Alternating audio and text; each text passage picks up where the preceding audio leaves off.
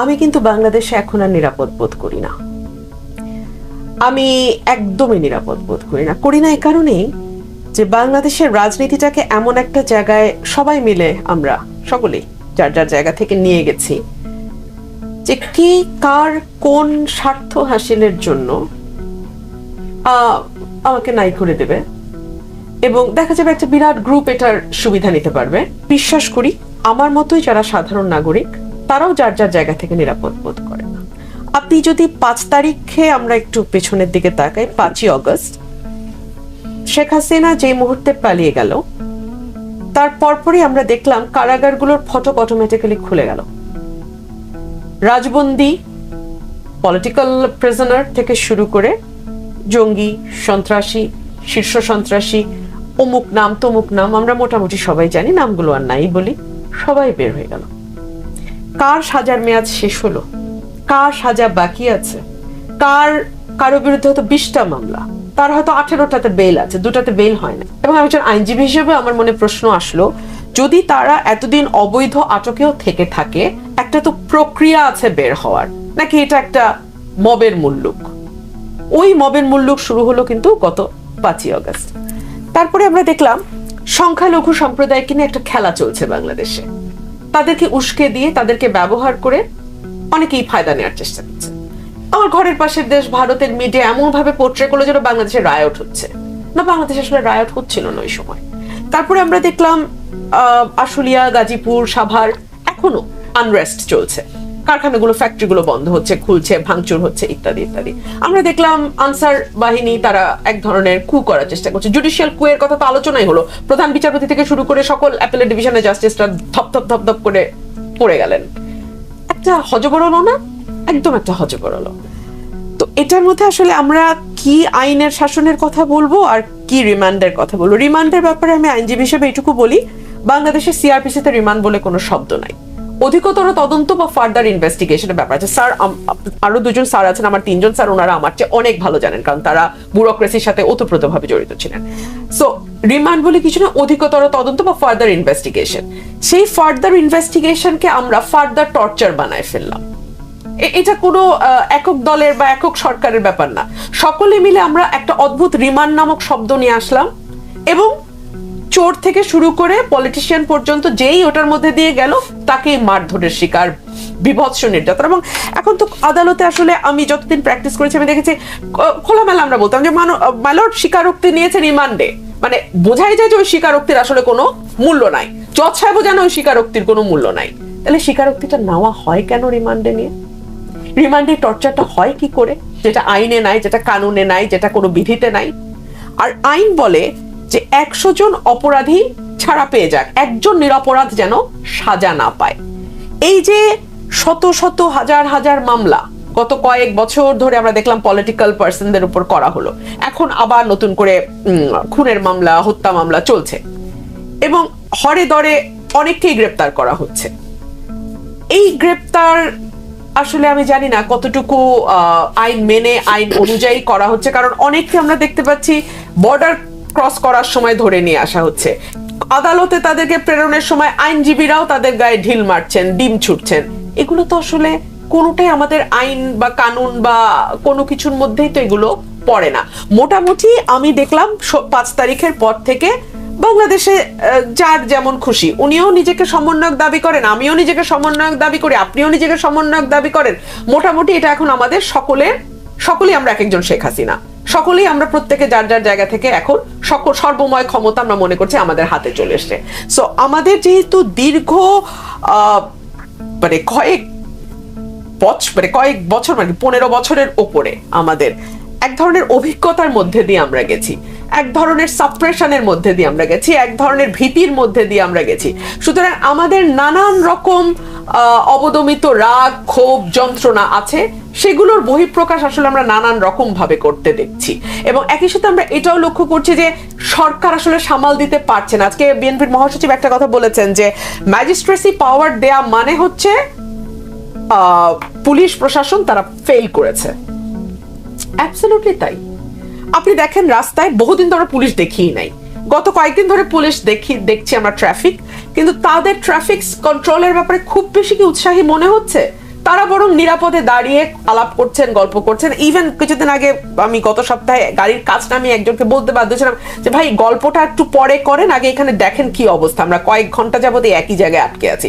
আর police ভাইরাও বা কি করবে, কারণ কিছু দূর গেলেই দেখি একদল ছাত্র বা একদল যুবক বা একদল তরুণ তারা রাস্তা অবরোধ করে তাদের দাবিনামা পেশ করছে, তাদের কথা বলছে। তো এইরকম একটা অবস্থায় সত্যি তো আইন শৃঙ্খলা পরিস্থিতি রক্ষা করা সরকারের জন্য সত্যি কঠিন হয়ে যাচ্ছে।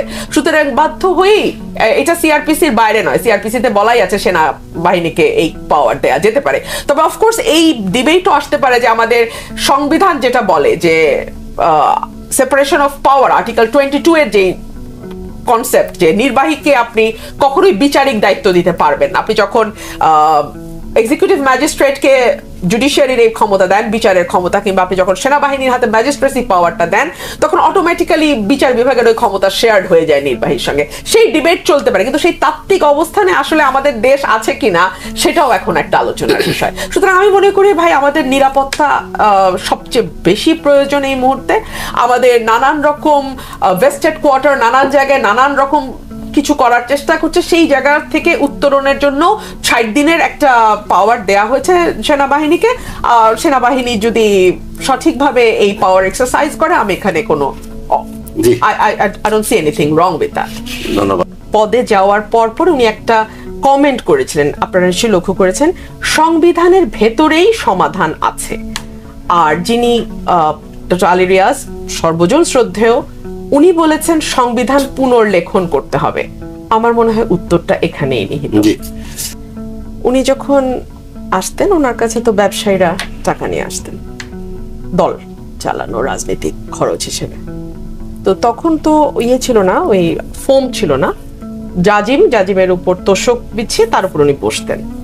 তো পলিটিশিয়ানরা টাকা, ব্যবসায়ীরা টাকা দিল, উনি বলতেন না আমি ধরবো না, ওই তোষকের ভেতরে ঢুকাতেন। তারপরে যখন পলিটিক্যাল অ্যাক্টিভিটিসের জন্য টাকা দিতে হতো, উনি একটা লাঠি ছিল ওনার, ওই লাঠিটা দিয়ে উনি টাকাটা দিতেন, টাকাটা উনি হাত দিয়ে ছুতেন না। ব্যাপারটা বুঝতে পারছেন? যখন ওনার সংসারে টাকার দরকার হতো, উনি আদালতে যেতেন। পলিটিক্সের জন্য যেই টাকা আসতো, সেই টাকা উনি হোসেন শহীদ সোহরাওয়ার্দী হাত দিয়ে ছুঁইতেন না, ওটা লাঠি দিয়ে দিতেন। যে বলেন আমি টাকা হাত দিয়েও ধরে দেখি নাই, লিটারালি উনি ওনার জীবনে এটা করেছেন। ওনার ছেলে যখন বিলাতে পড়তে গেল, ওনার ছেলে চিঠি লিখলো, 2 মাস ধরে বাবা কোনো খরচ পাচ্ছি না। বলে আরে বাবা, আমি তো এখন মন্ত্রী, আমি তো তোমাকে খরচ দিতে পারবো, আমি নিজেই চলতে পারি না আমার বেতনে, আমি তখন আদালতে গিয়ে দাঁড়াতে পারছি না, আমি তোমার খরচ দিব কোত্থেকে? তিনি তার ভাইকে চিঠি লেখেন এবং তার ভাই পরে তার নেফিউর পড়ার খরচ চালায়। ওই রাজনীতির যারা দেখে বড় হয়েছেন, আমার বাবা উদাহরণ আমি একদম চোখের সামনে দিতে পারি, ওনার পুরো জীবনটাই ছিল রাজনীতিময়। উনি বিয়েও করেছেন এই শর্তে যে আমার মার বাসায় থাকবেন, খাবেন, আমার মা সংসার চালাবে, মা সংসার চালিয়েছে।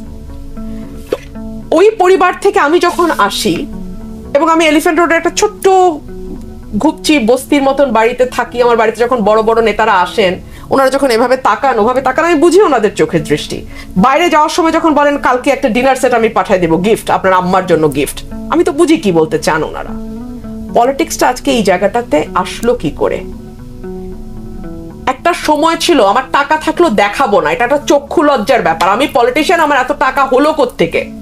এখন রোলেক্স ঘড়িটা ঘুরায় দেখায়, এখন 8 লক্ষ টাকার জুতাটা সামনে দিয়ে ঘুরে দেখায়। আমি কোনো একটা দল বলবো না, খোঁজ নেন সব দলে পাবেন। 8 লাখ টাকার জুতা না হইলে 4 লাখ টাকার জুতা পাবেন ভাই, যাই না বলতেছি। তো ওখানে আমরা কোথায় দাঁড়াবো ভাই? আমার তো একটা শাড়ির দাম ম্যাক্সিমাম আসে 8,000 থেকে 9,000 টাকা। 1-2 হাজার টাকার শাড়ি আমি রেগুলার পরি, ওটা আমার রেগুলার ওয়্যার। তো যখন আমার দিকে ওরা ভিন্ন চোখে তাকায়, আমি তো বুঝি তাকানোর অর্থ। পলিটিক্সটাকে খাদে নামিয়ে নিয়েছি। পরিবারের সবচেয়ে বাজে ছেলেটা এখন রাজনীতি করে, কেন করে? কারণ ও আসলে আর কোথাও ভাত পাবে না, ওকে পলিটিক্স করে ভাত জোগাড় করতে হবে। পলিটিক্সের ভাত কিভাবে জোগাড় হয়? দল ক্ষমতায় আসবে, নেতা নেতা নেতা নেতা নেতা। রাজনীতি কিছু বুঝে না, কিন্তু বুঝার দরকারও নাই, নেতা বুঝে। নেতার দরবারে যায়, নেতা যায় বড় নেতার দরবারে, তারপরে যায় তার বড় নেতা, যে কিছু না পায় সে পিএস এর দরবারে যায়। তো পলিটিক্সটা তো আমরা ওই জায়গায় নিয়ে গেছি ভাই। উনি লোধি পার্কে বেড়াতেও গিয়েছিলেন, সুতরাং খুব খারাপ আছেন বলা যায় না। এবং উনি ওনার নেতাকর্মীদের সঙ্গে যোগাযোগও রাখছেন, বিভিন্ন নির্দেশনাও দিচ্ছেন, সেটা আবার ফাঁসও হচ্ছে, আমরা জানতেও পারছি। তবে এখানে যেটা মুশকিল সেটা হচ্ছে দুই দেশের সম্পর্কে বিষয়টি প্রভাব ফেলছে, গভীরভাবে প্রভাব ফেলছে। আপনি জানেন নিশ্চয়ই যে ইউএন এর যেই অধিবেশনে যোগ দিতে যাচ্ছেন, মোদি যাচ্ছেন, আমাদের প্রধান উপদেষ্টা যাচ্ছেন। প্রধান উপদেষ্টা মোদির সঙ্গে একটি সাইডলাইন মিটিং এর জন্য অনুরোধ জানিয়েছিলেন বাংলাদেশ সরকার, বাট সেটা রিফিউজড হয়েছে, উনি বসছেন না প্রধান উপদেষ্টার সাথে। তার মূল কারণ অনেকগুলো হতে পারে, কারণ প্রধান উপদেষ্টা পিটিআই কে যে সাক্ষাৎকার দিয়েছেন সেখানে তিনি খুব পরিষ্কারভাবে বলেছেন শেখ হাসিনাকে আপনারা আশ্রয় দিয়েছেন, রাখতে পারেন, তবে উনি যেন মুখটা বন্ধ রাখেন। উনি যদি ভারতের মাটি ব্যবহার করে বাংলাদেশকে অস্থিতিশীল করতে চান তাহলে বাংলাদেশ আসলে সমুচিত উত্তর দেবে। উনি বর্ডার কিলিং এর কথা এনেছেন, উনি এই সঙ্গে তিস্তার পানি বন্টনের কথা এনেছেন, আরো নানান দ্বিপাক্ষিক যে মানে আনসেটল বিষয়গুলো আছে সেগুলো উনি এনেছেন। কিন্তু একটা বড় ইস্যু ছিল শেখ হাসিনার ভারতে থাকা, এবং 2013 সালে যে চুক্তিটা হয়েছে দুই সরকারের মধ্যে, হাসিনা সরকারই সেই চুক্তি করেছে ভারতের সাথে, এক্সট্রাডিশন ট্রিটি, যেটাতে আসলে আমি পড়েছি ট্রিটিটা, এটা খুবই প্যাঁচালো ভাষায় লেখা, এবং কোন কোন শর্ত পূরণ করলে আসলে বাধ্য পাঠাতে, তারও আবার কিছু এক্সেপশনস আছে, সেই এক্সেপশনেরও এক্সেপশনস আছে। তো নানান জোড়াতালি দিয়ে কিন্তু ভারত চাইলে, আমার যতদূর আমার আইনি মারপ্যাচের বুদ্ধি চলে, তাকে নাও ফেরত দিতে পারে, exception two exception two exception two exception. সুতরাং ইত্যাদি ইত্যাদির প্যাচে ভারত চাইলে আটকে মানে নাও ফেরত দিতে পারে। এবং ভারতের আসলে এখানে একটা বার্তাও দেবার আছে পুরো বিশ্বকে, যে ভারতের জন্য যেই ব্যক্তি নিজের দেশের প্রতিটি স্বার্থ জলাঞ্জলি দিয়েছেন, তার অতি বিপদে যদি ভারত তার পাশে না দাঁড়ায়, পরবর্তীতে অন্য কোন সরকার প্রধান আসলে সকল কিছু জলাঞ্জলি দিয়ে ভারতের বন্ধু নাও হতে পারে। এই গণপিটুনিতে 3 জন ব্যক্তি মারা গেছেন। ঢাকা বিশ্ববিদ্যালয়ে তোফাজ্জল মারা গেছেন, তাকে মোবাইল চোর হিসেবে সন্দেহ করা, তারপরে তাকে পিটিয়ে মারা হয়। জাহাঙ্গীরনগর বিশ্ববিদ্যালয়ের শামীম মোল্লা, তিনি ছাত্রলীগের রাজনীতির সঙ্গে যুক্ত ছিলেন, এবং ধারণা করা হয় 15ই জুলাইতে তিনি হয়তো কিছু সহিংসতার সঙ্গে যুক্ত ছিলেন। সেই সন্দেহে তিনি বিশ্ববিদ্যালয়ে যাওয়ার পরে তাকে গণপিটুনি দিয়ে মারা হয়। আরেকটি ঘটনা ঘটে বগুড়ায়, ভদ্রলোকের নাম আসিফ, তাকেও মেরে ফেলা হয়। তার সন্দেহটা ছিল তিনি গরু চোরা কারবারির সঙ্গে যুক্ত। দেখুন, আমরা এমন একটা দেশে বাস করছি যেখানে মোবাইল কিংবা গরু চুরির জন্য আমরা পিটিয়ে মানুষ মেরে ফেলি, এবং এটাকে আমরা মব জাস্টিস বলি। জাস্টিস শব্দটাতে আমার আপত্তি আছে। যখন আপনি জাস্টিস শব্দটা বলেন তখন আপনি এই পুরো বিষয়টিকে এক ধরনের ন্যায্যতা দেন।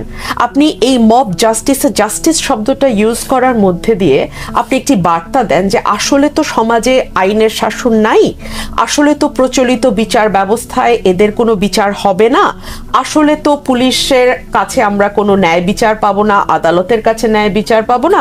সুতরাং সমাজে ন্যায্যতা, সমাজে আইনের শাসন প্রতিষ্ঠার জন্য আমরা মবরা মিলে একটা জাস্টিস একটা প্রতিষ্ঠা করছি। সুতরাং এই শব্দটি আমার মনে হয় এখানে না ব্যবহার করাই ভালো। যেই দেশে আজকে 3টা রিপোর্ট প্রকাশিত হয়েছে, একটা সালমান এফ রহমানের ব্যাপারে, একটা এস আলমের ব্যাপারে, আর একটা গতকালকে আল জাজিরার একটি রিপোর্ট, আজকে আপনারা সকলেই দেখেছেন রিপোর্টটি, তাই না? একজন 8 লক্ষ টাকার হরিণের চামড়া বা কুমিরের চামড়া বা এরকম উট পাখির চামড়া, অদ্ভুত অদ্ভুত জিনিসের চামড়া দিয়ে কাস্টম মেড জুতা, হ্যারোডসে, যেই হ্যারোডসে আমরা পড়াশোনা করার সময় পাশ দিয়ে হেঁটেও যেতাম, যে হ্যারোডসের গায়ে বাতাস গায়ে লাগলে বোধহয় কিছু যদি পাউন্ড দাবি করে ওরা, ভয়ের চোটে হ্যারোডসের রাস্তা আমি অন্তত ওইটা এড়ায় অন্য রাস্তা দিয়ে যেতাম। হ্যারোডসের জুতা না, হ্যারোডসের কাস্টম মেড শু, যেটা বানাতে 6 থেকে 8 মাস সময় লাগে, এটা বাংলাদেশের একজন সংসদ সদস্য পায়ে দিয়ে ঘোরেন। কই, তখন তো মব জাস্টিস হয় না? আমরা 17 কোটি মানুষ জানি এই দেশের কোনো আদালত, এই দেশের কোনো পুলিশ, এই দেশের কোনো প্রশাসন তাকে ধরতে পারবে না, আমরা জানি। কিন্তু তখন কিন্তু আমরা মব জাস্টিস করি না। আমরা মব জাস্টিস করি কাকে?